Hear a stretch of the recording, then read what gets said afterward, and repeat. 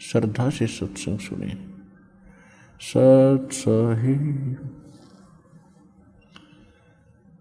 सतगुरुदेव की जय। बंदी छोड़ कबीर परमेश्वर जी की जय। स्वामी रामदेवानंद जी गुरु महाराज जी की जय हो।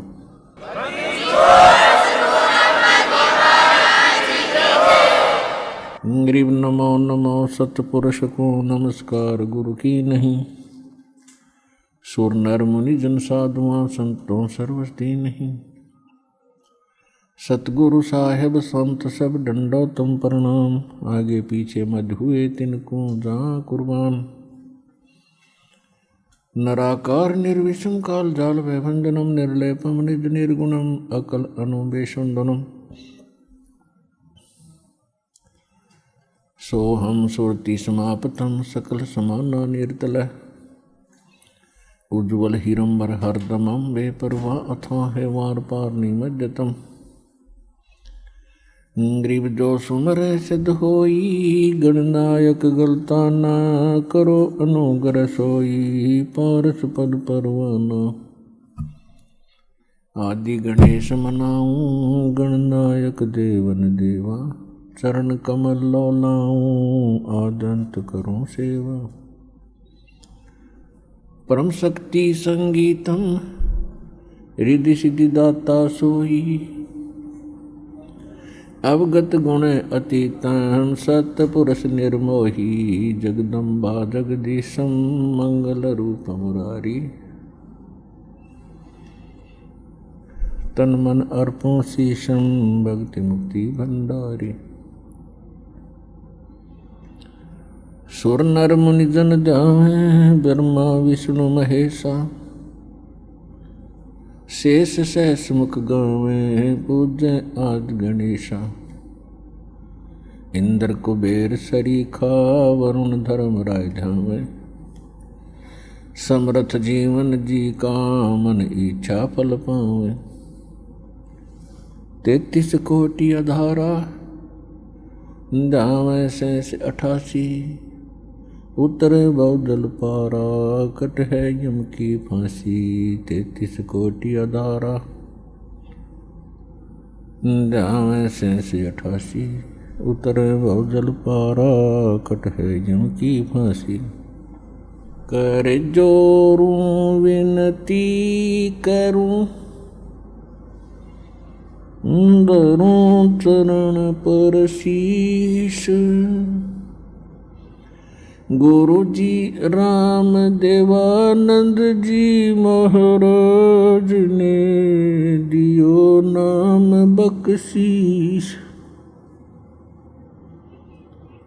कोटि कोटि सिजदा करूं कोटि कोटि प्रणाम। चरण कमल में राखियो में बंदी जाम गुलाम।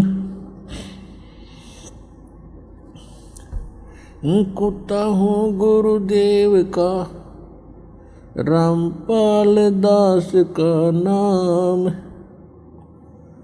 गले प्रेम की जेवड़ी जाखे चोवा जाऊं। तो करो तो बावड़ो दूर दूर करो तो जाऊं। जो राखो तो ही रहूं। जो देवो सो खाऊं। गुरु जी तुम ना भूलियो चाहे लाख लोग मिल जाएं। हमसे तुमको बहुत है तुमसे हमको नहीं। कबीर गुरु जी मिलेंगे पूछेंगे कुशलात। आदि अंत की सब कहूँ अपने दिल की बात। कबीर जय इब कह सतगुरु मिले, सब दुख आँखों रो, चरणों ऊपर शीश धरूं हूँ, कहूँ जो कहनी हो। सतगुरु पूर्ण ब्रह्म है, सतगुरु आप अलेख, सतगुरु रमता राम है, या मीनन मेख। गुरु बिन माला फेरते, गुरु बिन देते दान, गुरु बिन दोनों निष्फल हैं, चाहे पूछो वेद पुराण। गुरु बड़े गोविंद से मन में दीख विचार, हरि सुमरे वो रह गए, भाई गुरु सुमरे हो पार। कबीर गुरु गोविंद दोनों खड़े, काके लागू पाए, बलिहारी गुरु अपना, जिन गोविंद दियो मिलाए।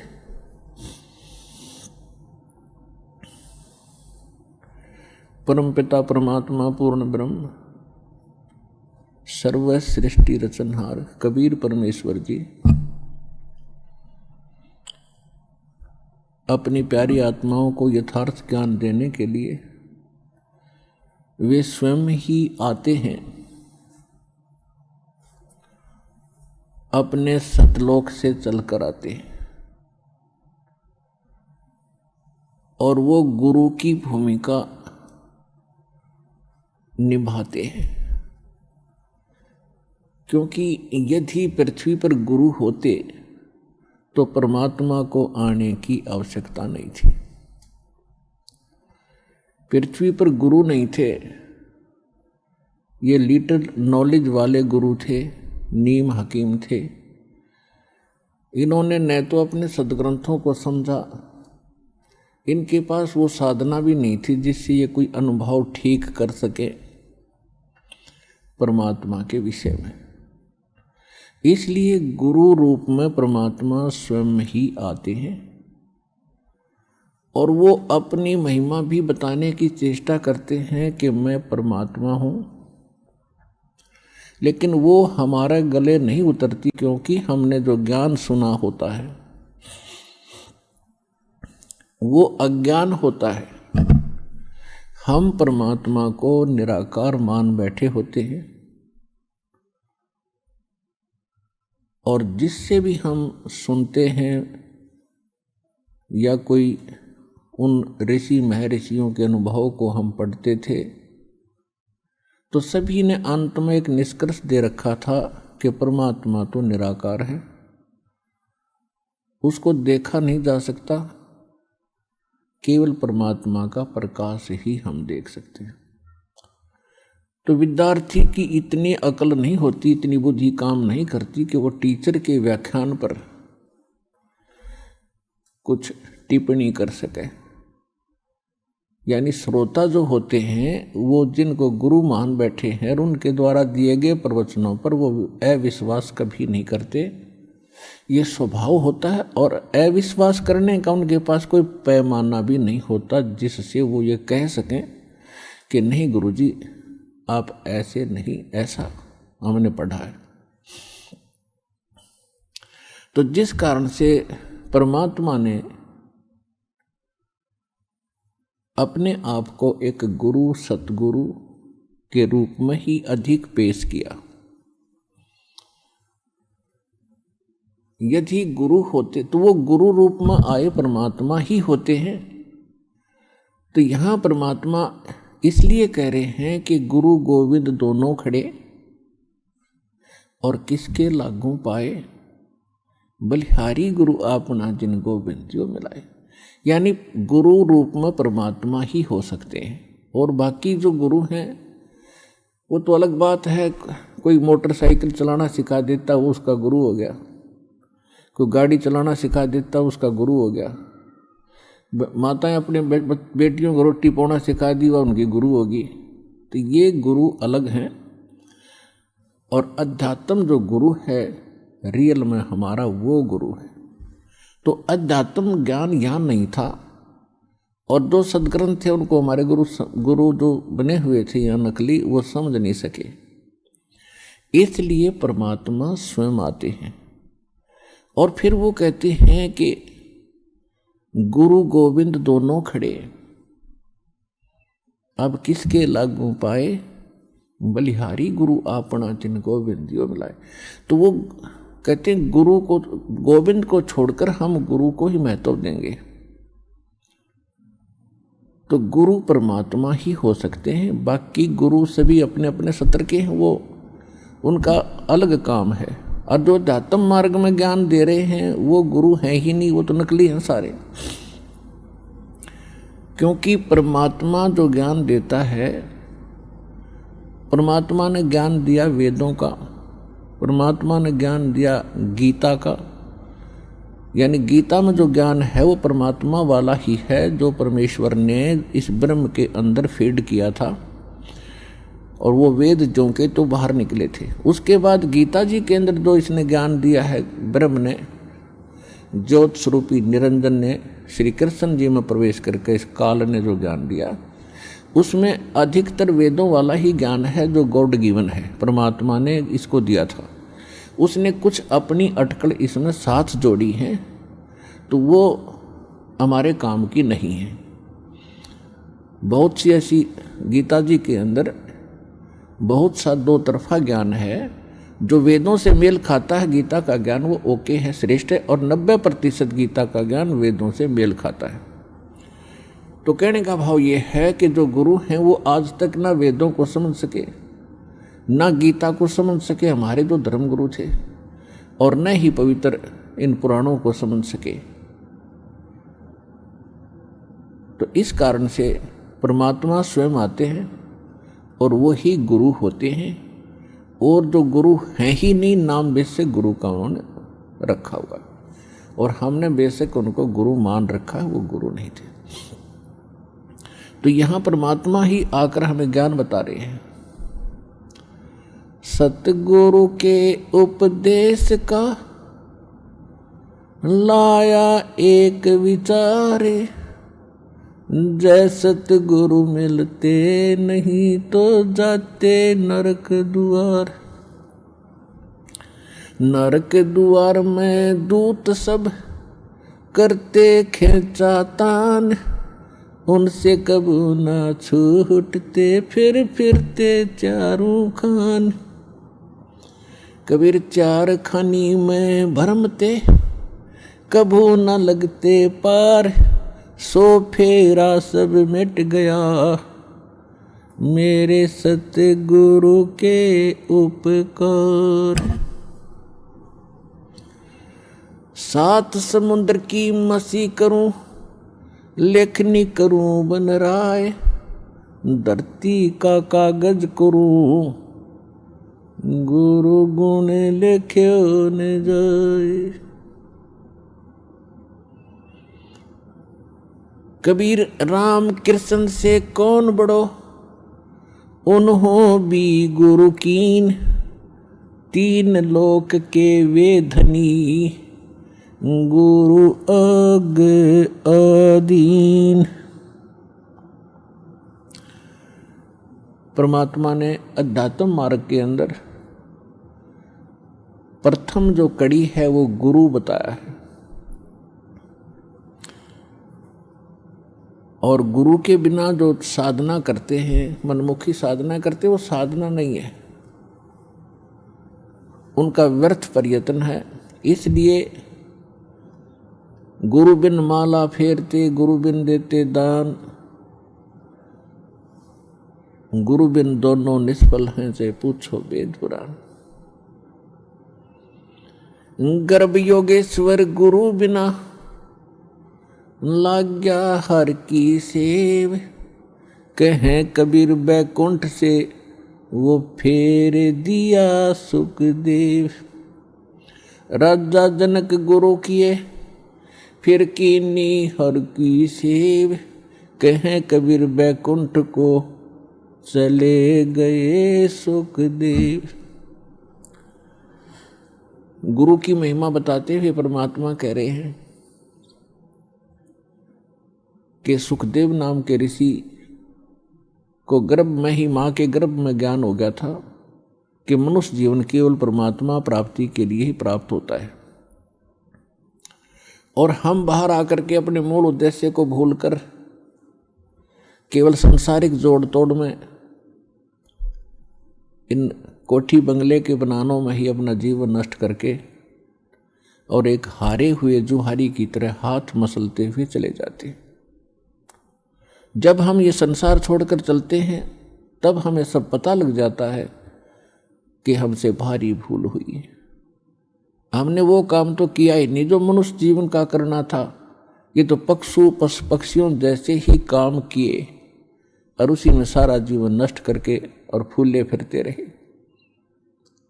फिर ये वहां जाके रोता है जीव धर्मराज के सामने खड़ा होकर के, जहां इसका न्याय किया जाता है, इसका हिसाब होता है। तो बहुत रोता है, बहुत पछताता है, इसको पश्चाताप करता है। फिर इसको सब बातें याद आती हैं कि जब तू मानव शरीर प्राप्त करके यहाँ से गया था, कितना शुक्र मनाया था भगवान का, और क्या क्या प्रॉमिस किया था भगवान, भक्ति गणी करूँगा और पेट गुजारा तो आपने ही देना है दाता। तो उस समय उसको याद आती हैं वो बातें। पौ फाटी पगरा भया, जागी जिया जून, सबका हो को देत है वो चोच समाना चून। सभी प्राणियों का, जितने भी ब्रह्मांडों के अंदर जितने प्राणी हैं, सबका वो परमात्मा पालन करता है और सभी की उसको चिंता है। क्योंकि माँ के गर्भ में जब ये बालक होता है उस समय ना माता सहाय कर सकती है, ना को पिता का सहयोग वहाँ काम कर सकता है। तो वहाँ पालन कौन करता आपका, वहाँ आपका सुरक्षा करने वाला कौन था? तो वहाँ भी उस परमेश्वर ने ही आपकी सुरक्षा की, आपका पोषण किया। चाहे जुगाड़ कुछ भी जोड़ा उसने, कोई तरीका बनाया, माँ की नाभि से आपकी नाभि जोड़ दी और आपका शरीर पुष्ट हुआ। और माँ के गर्भ में आप बहुत दुखी होते हो, ऊपर को पैर होते हैं, नीचे को सिर होता है, और बाहर आके आप भगवान भूल जाते हो। कबीर साहब कहते हैं, दुख में सुमरण सब करे, सुख मुकुर ना कोई, जय सुख में सुमरण करो तो दुख कहे को होए। परमात्मा याद दिलाते हैं कि जब तुम पर आपत्ति आ जाती है तब तो भगवान दिखाई देता है, और जब तक तुम्हारे पूर्व जन्म के संस्कार ठीक होते हैं, आपके पुण्य चलते हैं और आप अपने आप को सुखी महसूस करते हैं। वैसे तो यहाँ सुख है नहीं, हम झूठे सुख को ही सुख मान बैठे। कबीर साहब कहते हैं, झूठे सुख को सुख कहे ये मान रहा मन मोद, जो सकल चबीना काल का कुछ मुख में कुछ बोध। फिर भी जब तक हम सुखी महसूस करते हैं तो भगवान से कोसों दूर रहते हैं। और भगवान की पूजा कैसी करते हैं? महीने 2 महीने 6 महीने में कभी इष्ट धाम पर मत्था टेक आए, शुक्रवार मंगलवार को प्रसाद बांट दिया, किसी दिन व्रत रख लिया। और अधिक लोग वर्तमान में तो नास्तिक ही हो चुके हैं, क्योंकि समय पर टूक मिल रहा है, अच्छी व्यवस्था होगी है, शिक्षा होगी है, अच्छी पोस्ट होगी हैं, खूब परमात्मा ने बुद्धि दे दी, अपने बच्चों को इन्होंने ट्यूबवेल लगा लिए हैं, नहरें अच्छी बना ली हैं, बढ़िया आहार समय पर मिलने लगा। अब भगवान से कोसों दूर हो गए और भूल गए उन दुखों को। परमात्मा कहते हैं, इसे सुख के आग लगे जो भगवान ते दूर करे। परमात्मा कहते हैं, सुख के माथे पत्थर पड़ो जो नाम हृदय ते जावे, और बलिहारी व दुख के जो पल पल नाम रटावे। पुराने समय में हमारे पूर्वज बताया करते थे बुजुर्ग कि वर्षा ना होती थी, भगवान को याद किया करते थे। कोई भी दुख आता था भगवान को बैठकर याद करते थे, हमारी आपदाएं टला करती थी। और अब भगवान 100 कोस दूर हो गया, अब तो बिजली याद रहती है, बिजली ना ही ट्यूबवेल चलाऊं वो भगवान याद नहीं आता। तो परमात्मा कहते ऐसा सुख बाढ़ में पड़ो जिस तो भगवान की भूल पड़े। तो सत्संग में आने से फिर हमें याद होता है कि भगवान की कितनी आवश्यकता है। तो सत्संग में आने से फिर सुखी भी भगवान की भक्ति करेंगे। यदि दुखी व्यक्ति भक्ति करते हैं तो सुख देता है परमात्मा, उसका गुण है। और यदि सुख में ही भक्ति करते रहें तो दुख ना हो। और मूल काम मनुष्य जीवन का भक्ति ही करना था, वो हम भूल चुके थे। तो इसका ज्ञान संत और परमात्मा ही दिलाते हैं, सतगुरु दिलाते हैं। सतगुरु का बहुत अभाव हो गया और सत्संग सुन कर इंसान बहरे हो गए। इन नकली संतों के अटपट खटिन, उनको बात का पता नहीं, कोई कख इनको पास नहीं। श्रद्धालु उनके ऊपर डिवोट होकर के, समर्पित होकर के अपना जीवन नाश कर गए। इतना बिगाड़ दिया धार्मिक इस मार्ग को, अब सेट करना दास के लिए कितना कठिन हो रहा है। इतने टीवी चैनल चलते हैं, सब पर कोरी बकवाद घड़ी जाती है इन संतों के द्वारा, कख भी पता नहीं, और सब सुन कर बहरे हो लिए और उनको फाइनल मान चुके। तो इसका अब धीरे धीरे निवारण होगा इस संकट का। और सभी शिक्षित है, देख रहा है दास के इतना विपरीत मार्ग है समाज के और पूर्व ज्ञान के, और उसके बाद भी कितनी सफलता मिली है, क्योंकि इसमें सत्यता घनी है और सत्य को कोई मिटा नहीं सकता। वो अपना स्थान बनाया करती है लेकिन उसकी स्पीड स्लो होती है। भले ही धीरे धीरे चलेगा लेकिन ये सफल होगा और एक दिन पूरा विश्व इस ज्ञान को और इस भगवान को स्वीकार करेगा और उद्धार होगा, सुखी होगा।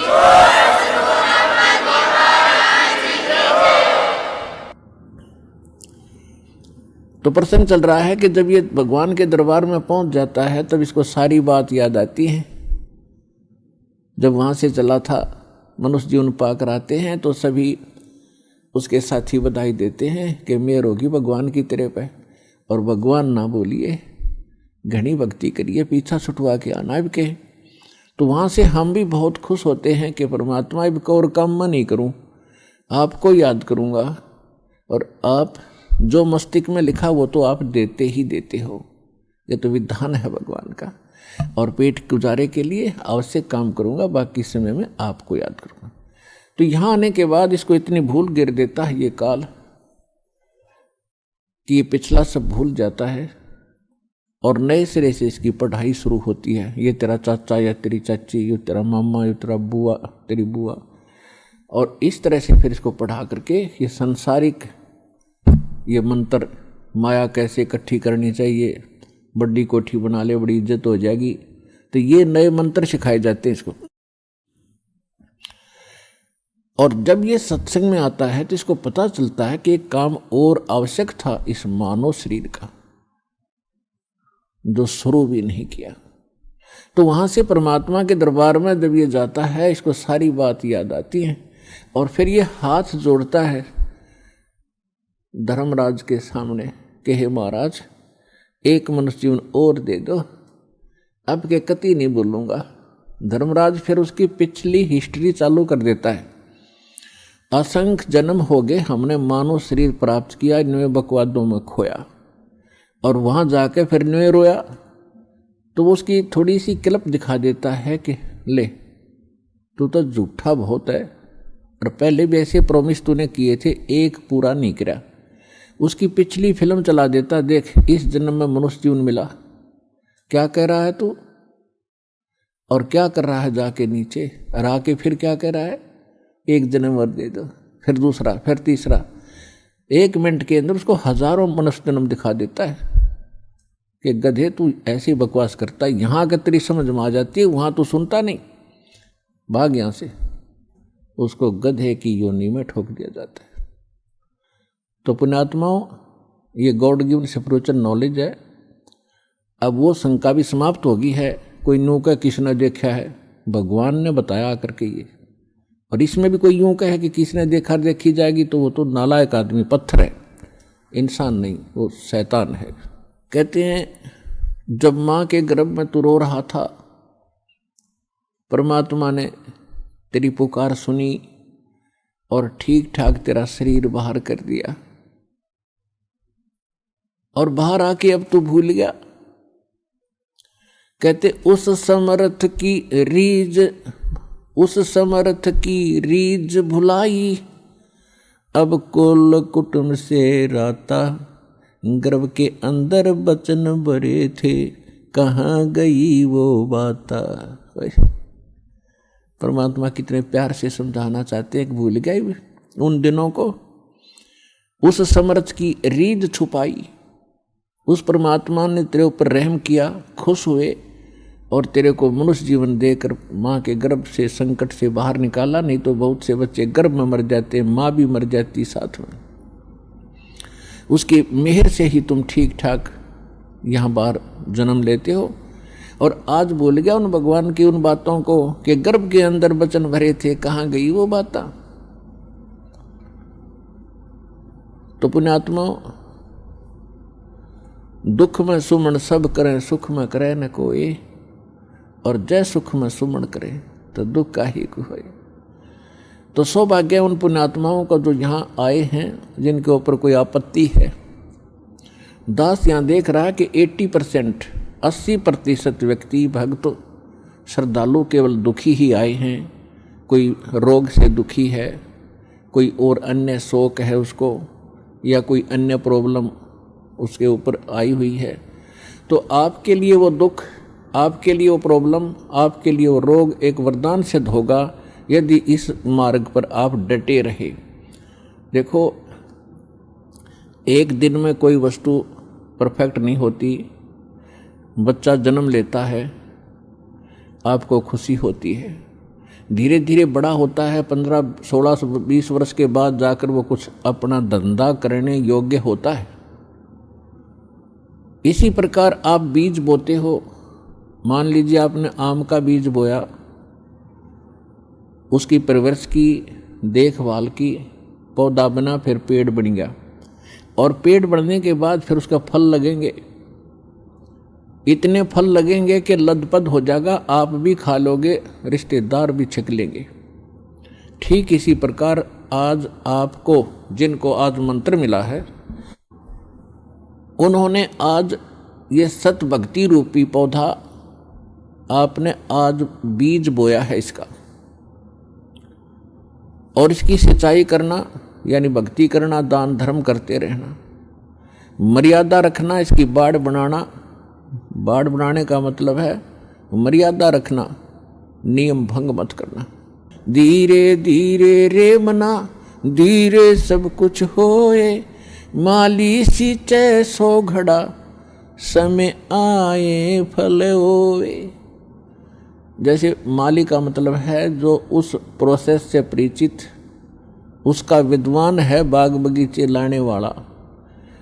वो बीज बोता है और उसमें सैकड़ों पानी घड़े डालता है, वाटर पानी के, और धीरे धीरे वो बड़ा होता है।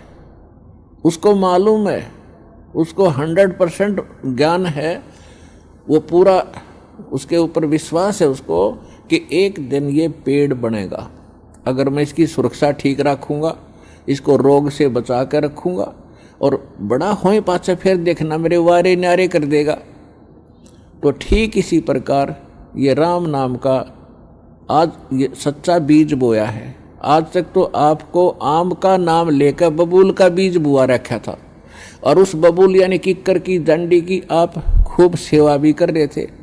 तो बबूल कहता बबूला लगेंगे, आम नहीं लग सकते। भक्ति भी करते थे, ऋषि महर्षि भक्ति खूब करी, जीवन गाल दिए, अब राज भी त्याग कर भगवान के लिए जंगल में जा बैठे।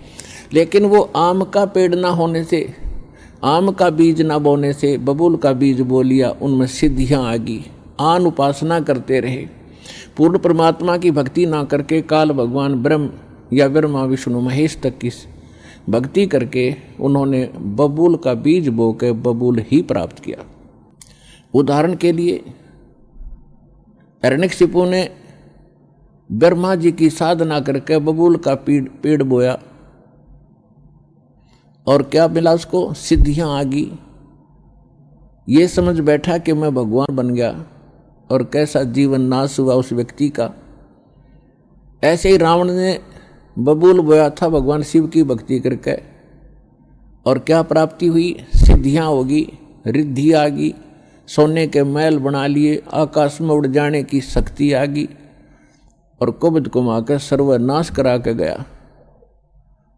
तो पुण्यात्माओं, इसी प्रकार विष्णु जी की साधना करने वाले ये भी शास्त्र विरुद्ध साधना करके अपना जीवन नाश करते हैं, क्योंकि शास्त्र विधि को त्याग कर जो मनमाना आचरण करते हैं उनको न सुख होता है न कोई सिद्धि होती है, यानी सत साधना की सिद्धि, और न ही उनको कोई उनकी गति होती है, जिस कारण से ये भक्ति करके भी अपना जीवन व्यर्थ ही कर गए। तो ये प्रसंग चल रहा है कि धीरे धीरे रे मना और धीरे सब कुछ हो। आज नाम लिया है, किसी ने 6 महीने हो गए, किसी ने सतनाम मिल गया है, किसी को प्रथम मंत्र मिला है और किसी ने 10 महीने हुए हैं, किसी ने 1 वर्ष हो गया, किसी ने 2 के। जिन भक्तों को 1 वर्ष से ज्यादा हो गया, 2 वर्ष हो गए हैं, आज उनके सुख सुनना, उनके मुंह का थूक सूख जाएगा अपने सुख बताते बताते। इतने सुख देता है परमात्मा। और कुछ अनजान कहते हैं जी मैं 4 बार आ लिया, गणया कोई लाभ सा विशेष नहीं हुआ। ये उसके लिए प्रार्थना है कि धीरे धीरे रे मना, धीरे सब कुछ हो, माली सींचे 100 गड़ा समय आए फलो। और दूसरा कारण ये होता है, सतगुरु के दरबार में भाई कमी कहे की ना, अनसा मौज नहीं पावता है तेरी चूक चाकरी।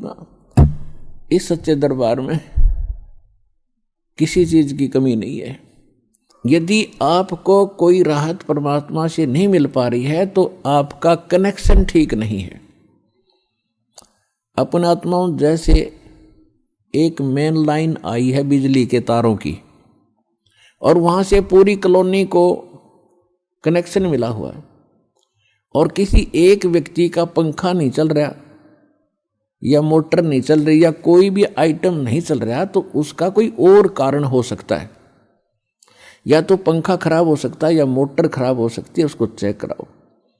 और सारा ही व्यवस्था नहीं चल रही कोई भी, तो आपका कनेक्शन ठीक नहीं है। तो यहाँ एक बहुत बड़ी हम गलती करते हैं कि मर्यादा ना रख के भगवान का हम आशीर्वाद प्राप्त नहीं कर पाते, जिस कारण से आप जी का वो कनेक्शन कट जाता है।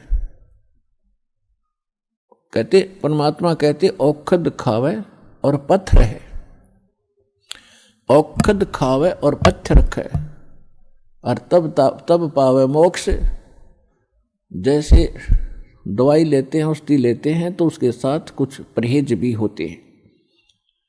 तो इस मार्ग में परहेज कंपलसरी है परमात्मा के इस मार्ग में। और परहेज वही हैं जो हमने वैसे ही ना करने चाहिए। बीड़ी, शराब, मांस, तम्बाकू, अन्य देवताओं की पूजा, ये तो वैसे ना करनी चाहिए। बताओ परहेज क्या है? तो इस करके ये तो अवश्य रखने ही पड़ेंगे यदि आपने भगवान से लाभ लेना है और मोक्ष प्राप्ति करनी है। तो कहने का भाव ये है कि नाम जिन्होंने ले लिया, धीरे धीरे सब काम होंगे। थोड़ा समय दो दाता को, इतने उतावले ना हो। जैसे एक कहता है जी मैंने नाम लिया, मेरा सारे सुख हो गए, तो इसके। और दूसरा कहता है जी मैं 4 बार आ चुका हूँ, अभी तक विशेष राहत मिली नहीं है। पुण्यात्माओं, ये परमात्मा का मार्ग है, इसके लिए आपने ये ध्यान रखनी पड़ेंगी जो बातें दास बता रहा है।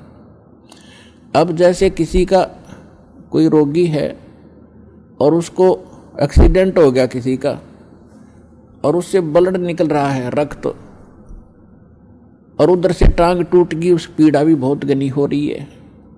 तो डॉक्टर सबसे पहले उस स्थान को ऑपरेशन या किसी कारण से ठीक करेगा जहाँ से ब्लड निकल रहा है।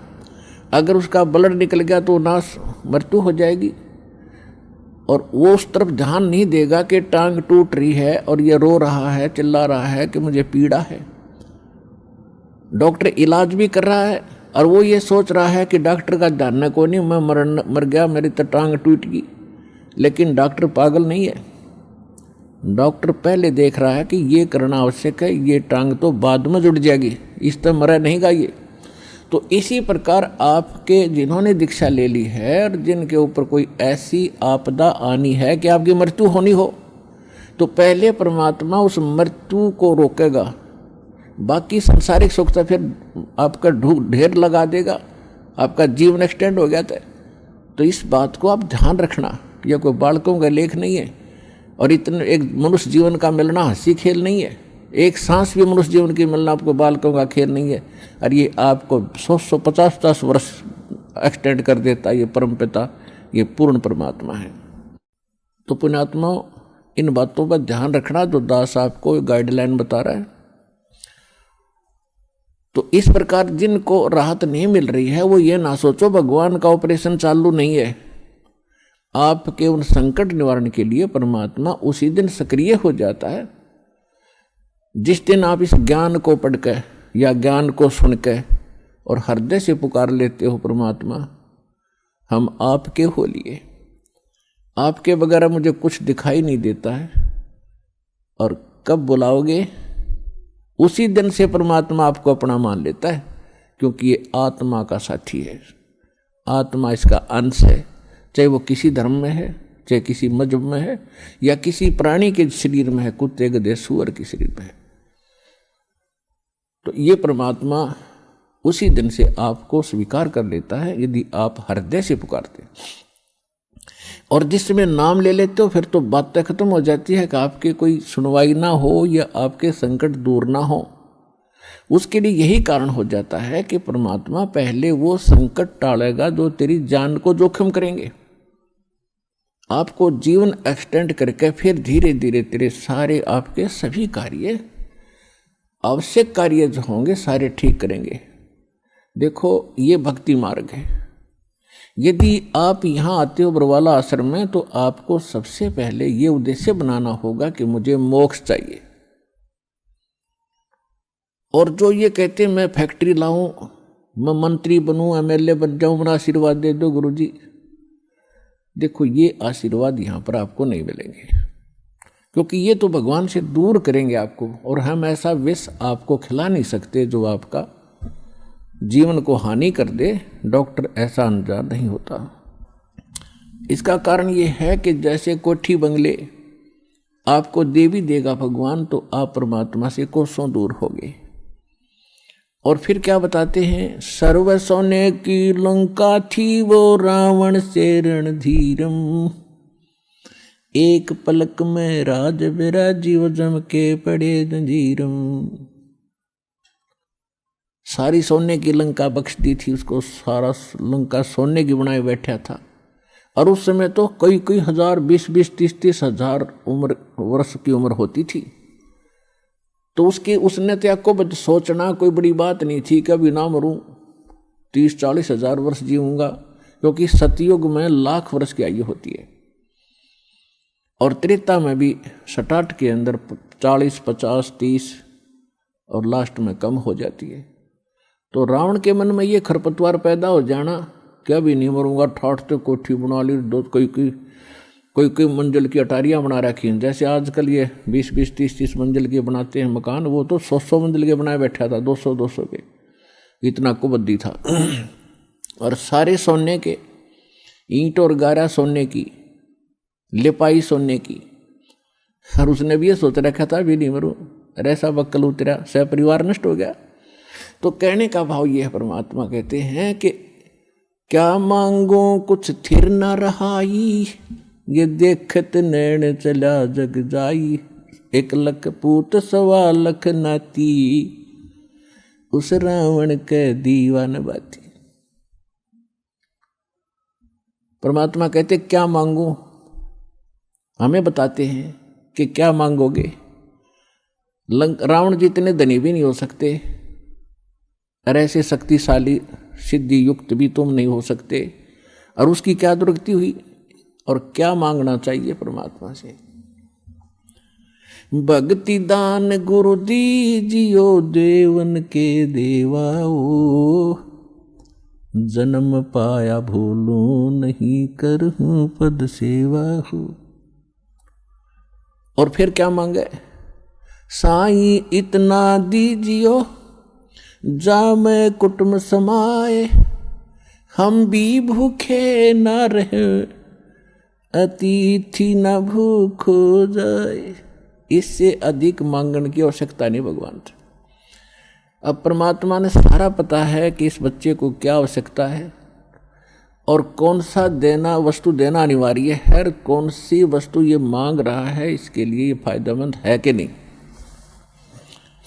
जैसे डॉक्टर के ऑपरेशन यानी उपचार के अंदर रोगी ने अपनी नहीं चलानी चाहिए, डॉक्टर की ही चाले। जब डॉक्टर होगा तो सही वो।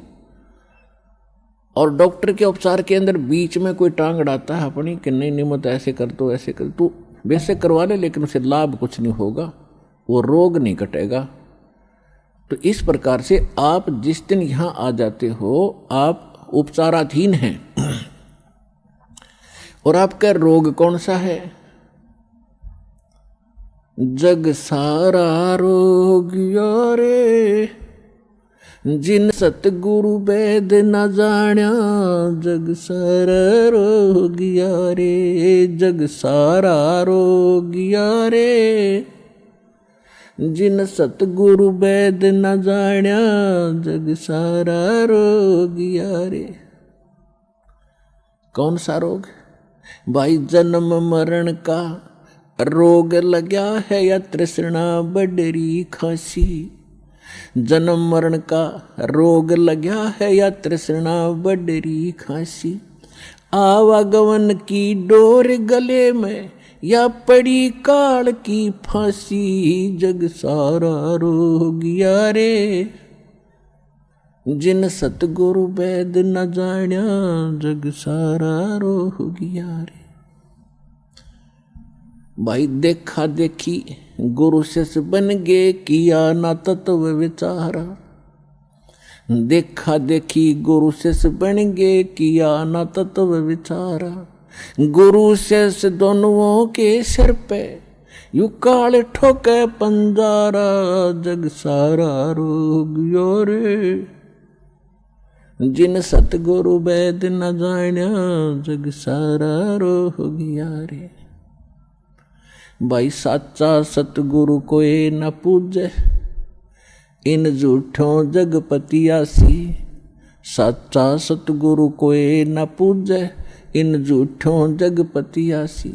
झूठ अंधे की बाँ गई अंधे ने, ये मार्ग कौन बतासी, जग सारा रोग यारे जिन सतगुरु वेद न जाण्या, जग सारा रोग यारे। भाई सार शब्द सर जीवन बूटी, घस घस अंग लगावे। सार शब्द सर जीवन बूटी, घस घस अंग लगावे। कहे कबीर तुम सतकर मानो, ये जन्म मरण मिट जावे, जग सारा रोग यारे जिन सतगुरु वेद न जाण्या, जग सारा रोग यारे। तो इसमें यह स्पष्ट कर दिया परमात्मा ने कि आपको कौन सा रोग है। क्या बताया कि जन्म मरण का रोग लगा है और यह तृष्णा बढ़ रही खांसी और आवागमन की। ऊपर जाओ फिर वहाँ से अपना हिसाब करा के नीचे आओ, मनुष्य बनो, गधे बनो, कुत्ते बनो, फिर अपना टाइम पूरा करो, फिर जाओ। फिर वहाँ से नेक्स्ट आदेश हो गधा बनो, फिर जाओ, फिर आदेश बनो कुत्ता बनो, मनुष्य बनो, देवता बनो, फिर राजा बनो, फिर गधा बनो। कहते ये आवागमन की डोर गले में या काल के कर्म की फांसी आपके लगी हुई है और इसको केवल परमात्मा पूर्ण ब्रह्म सत्य पुरुष कबीर परमेश्वर के अतिरिक्त कोई ऐसा भगवान नहीं है, देव नहीं है जो इस रोग न काट सके।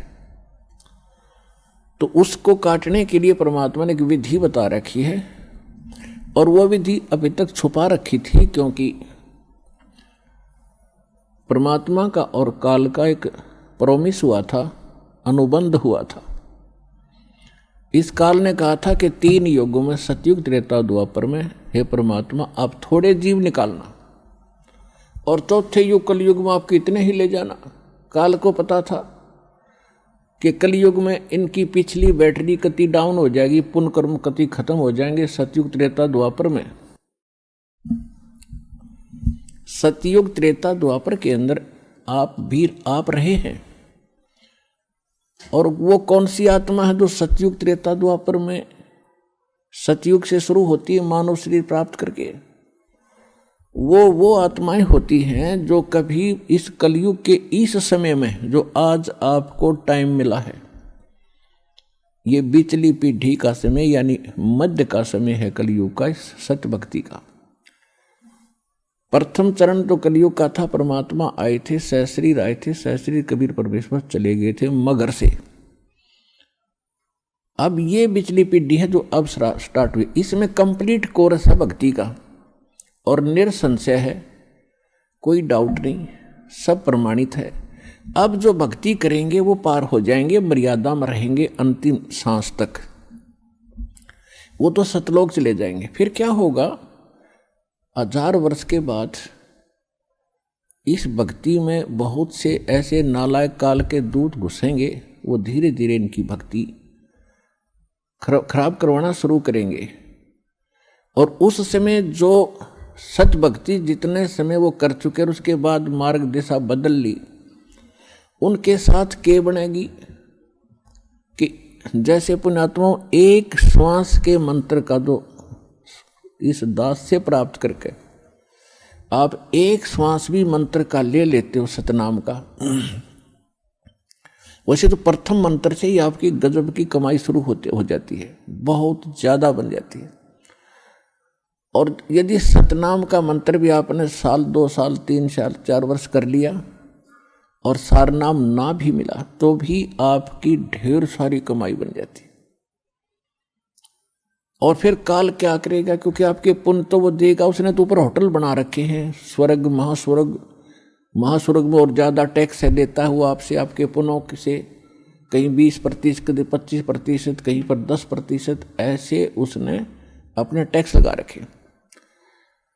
और जो खर्चा आप खाते हो वो अलग है, वो तो आपकी पूंजी से होगा, तो आपको स्वर्ग महास्वर्ग में रख देता है, और वहां आपके पुण्य आपके साथ होते हैं। जब महास्वर्ग के अंदर आपके पुण्य खत्म हुए, उसके बाद स्वर्ग में ले आता है, नीचे एक अलग से एक स्वर्ग है, उस महास्वर्ग से अन्य जो कॉमन स्वर्ग है, उसमें भी जब आपके पुण्य खत्म हो जाते हैं, फिर आपको पृथ्वी पर डाल देता है। तो वो पुण्यात्मा इतना समय वहां रहती हैं स्वर्ग में, महास्वर्ग में, फिर उनको सतयुग में प्रारंभ में जन्म देता है। इस भक्ति युग में की हुई भक्ति उनकी इतनी प्रबल हो जाती है कि फिर वो सतयुग में प्रथम जन्म लेते हैं। उनकी फिर भी इतनी भक्ति होती है, क्योंकि सतयुग में लाखों वर्ष का जीवन होता है, एक का जीवन पूरा करते हैं, इतने युग 1-2 जीवन में वो सतयुग पूरा हो जाता है। फिर त्रेता में आते हो आप वही हो जो पहले भक्ति लगे थे, लेकिन आप फिसल गए, आप रिपट गए, विचलित हो गए किसी कारण से। और परमात्मा का विधान है, जो जन मेरी शरण है ताका हूँ मैं दास, और गेल गेल लाग्या फिरूं जब तक धरती आकाश। एक बार इस सच्चे नाम से आज कोई जुड़ जाएगा, आज उसने नाम ले लिया, कितना रोगी है, और चाहे उसकी कल मृत्यु हो जा, नाम लेते भी हो जा, तो अभी परमात्मा अपने बही में लिख लेगा उस आत्मा को कि मेरी होगी भी। अपने आत्माओं हमने असंख्य जन्म बर्बाद कर दिए, असंख्य जन्म मनुष्य के खो चुके हो आप, ये पहला शरीर नहीं जागा जो आज आपका जाने वाला है, मान ले कभी भी। ये तो असंग बर्बाद हो लिए, तो कपड़े हैं, कुर्ते पजामे हैं, तो आपकी शरीर बॉडी ऊपर का। और इस नाम के लेते ही आपके कई सैकड़ों कुर्ते पजामे खूटियां व अलमारी में रख दिए जाते हैं। मनुष्य आज आपको नाम लेते ही और चाहे अगले पल मृत्यु हो जाती है। वैसे तो ऐसा नहीं होगा, जो सच्चे दिल से आते हैं उनको राहत मिलती है, उनका मनुष्य जीवन एक्सटेंड होता है, आयु भी बढ़ाता है परमात्मा। एक उदाहरण के लिए कहते हैं कि जो अविश्वास रूप में भी आकर नाम ले लिया, अब देखेंगे किसी के कहने से आते हैं रोगी बहुत से, तो देख लेते हैं एक बार चल कर, तो वो उनको भगवान वैसे उसको एक्सटेंड नहीं करेगा। उनका पता है कि इसको मैंने जीवन भी दे दिया, यू आगे फिर वो बकवाद करेगा। तो परमात्मा ने तो अपनी आत्मा देखनी है कि इसका उद्धार क्यों कर होगा। तो नाम लेते ही यदि उसकी मृत्यु भी होगी तो भी भगवान के अकाउंट में आ गया, और 10 महीना में फिर जन्म देकर उसको फिर बरवाला बुला लेगा। वह शुरुआत होगी उसके जीवन की। तो यहाँ आने वाले व्यक्ति को हानि कति नहीं है, और कति ज्ञान सुनकर समर्पित होकर आओगे तो आपकी कैंसर का बाप भी ठीक हो जा। भगवान किसे कहते हैं? वाह भाई वाह। यहाँ पर कम से कम लाखों भक्तों के कैंसर तक के रोग ठीक हो चुके, जिन्होंने समर्पित भाव से परमात्मा पर विश्वास करके नाम लिया और मर्यादा निभाई। क्योंकि दुखी आदमी मर्यादा खूब निभाता है, सुखी तक गड़बड़ कर देता है, समाज को गणा देकर उसने तो अपनी जान दिखाई देती है, तो उस पर जल्दी राजी हो है भगवान, जल्दी प्रसन्न होता है, उसका जीवन भी बढ़ावेगा और उसको रोग से मुक्त भी करेगा। लेकिन करेगा अपने हिसाब से, उसकी नीत देख के कि आगे कहीं और गड़बड़ ना कर देगी। तो कहने का भाव है, जो प्रसंग हमारा उसी पढ़ाते हैं। तो परमात्मा से जो हम मांगते हैं वो यही मांगनी चाहिए कि साईं इतना दीजिए जा मैं कुटुंब सुमावे, हम भी भूखे ना रहें और अतिथि न भूखा जावे।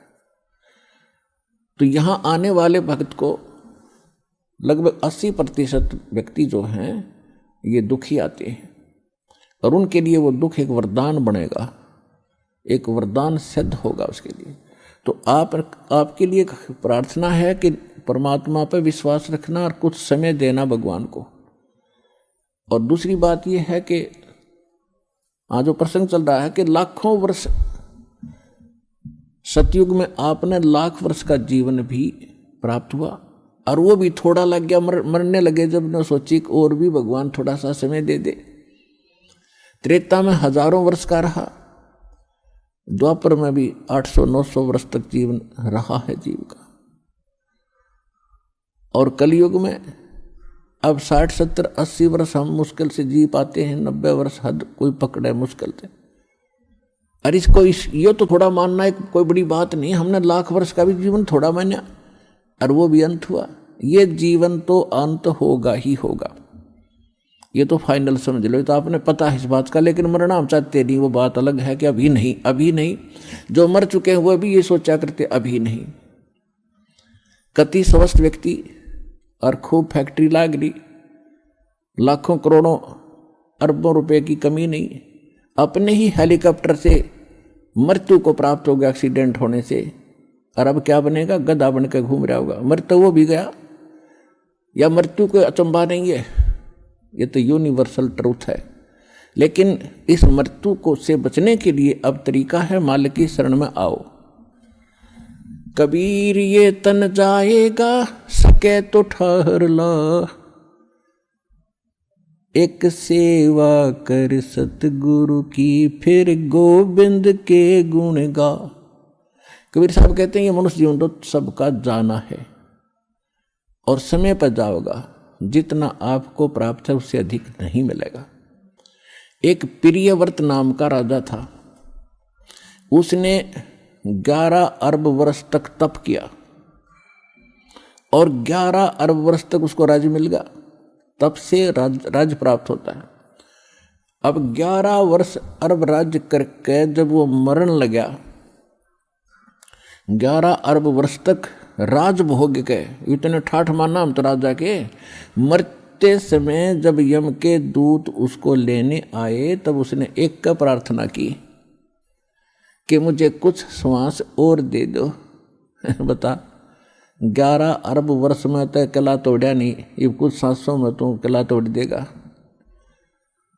यम के दूत कहने लगे खबरदार, तेरे ताई एक भी सांस लेने का आदेश नहीं है, और टीटी भी पकड़ लेगे, गुद्दी पकड़ कर घसीट लेगे उस राजा को। और यहाँ परमात्मा क्या कहते हैं, जम जो राजा से डरे और मिट कर्म के लेख, अदली असल कबीर हैं ये कुल के सतगुरु एक। मासा घटे न तिल बधे, विद ना लिखे जो लेख, और सच्चा सतगुरु मेट करवाई ऊपर मार दे मेघ। क्या कहते हैं भगवान कि जा सतगुरु की मैं बलिहारी, जो मेटे जम तल बाणे नू। क्या बताया भगवान ने अपनी महिमा में कि उस सतगुरु पर बलिहारी जाऊं जो यम के तलबाने यानी तलब किया जाए यम के दूतों, यमराज के द्वारा जिसको बुलाया गया है, और यम के दूत लेन आगे कहते हैं उसको वापस कर दे, भाग जाए यहां से, ये नहीं आएगा, ये हमारा बच्चा है, तुम इसके निकट नहीं आ सकते। यानी उसकी उम्र बढ़ा दी, कर्म की रेख काट दी, मिटा दी, वो अंत था वो समाप्त कर दिया, और आपकी आयु एक्सटेंड कर दी, बढ़ा दी। अब आप बालक हो, आपको मालूम नहीं कि कितना कीमती है मनुष्य जीवन, एक सांस की क्या कीमत है। कबीर साहब कहता हूं कहीं जात हूं और कहूं बजा के ढोल, श्वास जो खाली जात है वही 3 लोक का मोल। मनुष्य जीवन का श्वास, कितनी कीमत है इस श्वास की, और हम इसको कैसे बर्बाद कर रहे हैं। और उस श्वास को प्रियव्रत ने प्रार्थना की कि, और भगत भी था वो पहले जीवन में, तो नहीं मिला, एक श्वास भी नहीं मिला। और यहाँ आपको इतने श्वास बढ़ा देगा, आपकी गिनती भी नहीं होगी। तो ऐसा समर्थ भगवान आपको मिल गया है।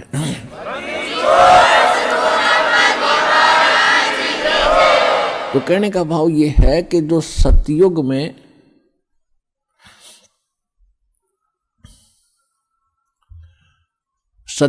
जो पुण्यात्मा आप ही में से, फिर क्या जो पार नहीं हुए वो यहीं भटक रहे होंगे, और सतयुग में फिर जन्मे, वो पुण्य खत्म हुए।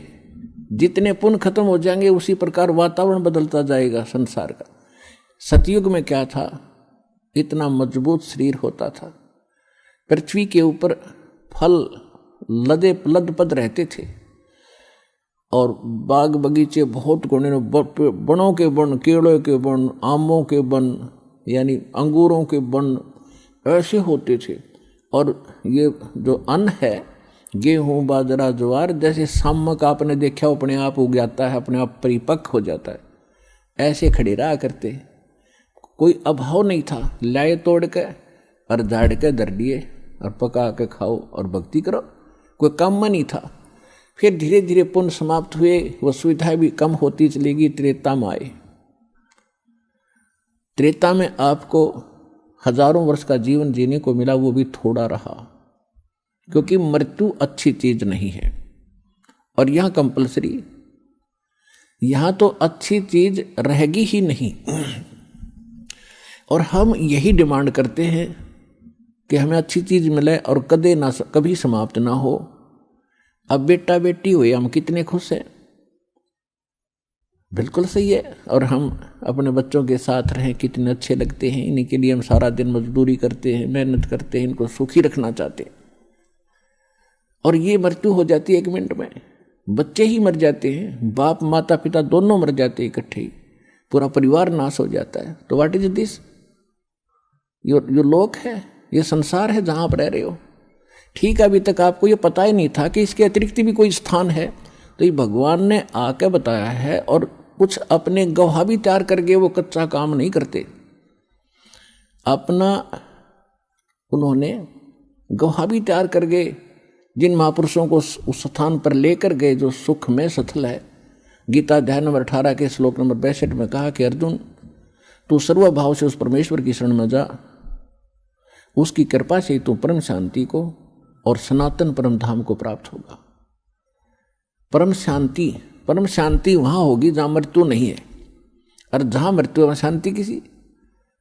अब चाहे प्रधानमंत्री बन रहा है बाप, और बेटे का तकलीफ हो जा या एक्सीडेंट हो जा, जब वो सुनता है ना एक्सीडेंट हो गया, कलेजा न्यू करे उसका, और क्या क्या क्या हुआ क्या हुआ, जब न्यू कह लेना बच गया, जब शांति हो है।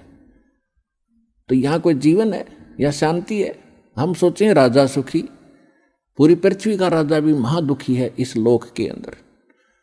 तो सुख कहाँ है वो बता दिया भगवान ने कि सतलोक में है, जहां आप पहले रहा करते थे। उस सुख को आप यहां खोज रहे हो। जो बूरा की मंडी में सुख था वो नमक की मंडी में नहीं हो सकता। उस कीटी को, उस कीट को, उस कीड़े को जो खांड की बोरी से उठकर और किसी ने उठाकर नमक की बोरी मंडी में डाल दिया, तो वह सारा एक वही है, लेकिन कलर एक जैसा है। तो ये काल जो है ये भगवान जरूर कहलावा है, लेकिन ये भगवान नहीं है, ये सुखदाई नहीं है। तो उस सतलोक की और यहाँ की एक जैसी रचना है। ऐसे मनुष्य वहाँ है, ऐसी सृष्टि जो की तू है। आप पहले वहाँ रहा करते थे, चींटी से लेकर हाथी तक जितने भी असंख्य प्राणी हैं यहाँ पर, वो इतना बड़ा लोक है। और आप एक परिवार की वहाँ इतनी स्थान है, ऐसे हरे भरे बाग, ऐसे सदाबहार बाग आपके आंगन में लगे रहते हैं। बड़े बड़े महल हैं तेज पुंज के बने हुए, जैसे यहाँ मिट्टी है 5 तत्वों से बना सारा कुछ, पेड़ भी पौधे, वहाँ एक तत्व से बने, नूर तत्व से। और उसको छोड़कर आप यहाँ आ गए, आप यहाँ खोज रहे हो सुख के, काम करो नहीं और सुख गणा हो, बैठे बैठे सारा कुछ मिल रहा है, ये तो वहाँ मिल जाएगा। तो इसकी नकल काल न करा कि स्वर्ग और महास्वर्ग। अब वहां आपको बैठों को जरूर मिलेगा स्वर्ग महास्वर्ग में, लेकिन पूंजी आपकी खत्म हो रही है। और वहां पूंजी बिल्कुल खत्म नहीं होती, क्योंकि आप अपने बाप के घर पर होगे। बाप के घर पर कोई किराया थोड़ा देना पड़ता है, वो परम पिता है हमारा। तो वहां, तो यहाँ स्वर्ग में जो पूंजी खत्म हो जाएगी, आपको फिर पृथ्वी पर पटक देगा झाड़ा लेकर के, आपको चूस कर आपके पुण्यों को खत्म करके यहाँ पटक देता है।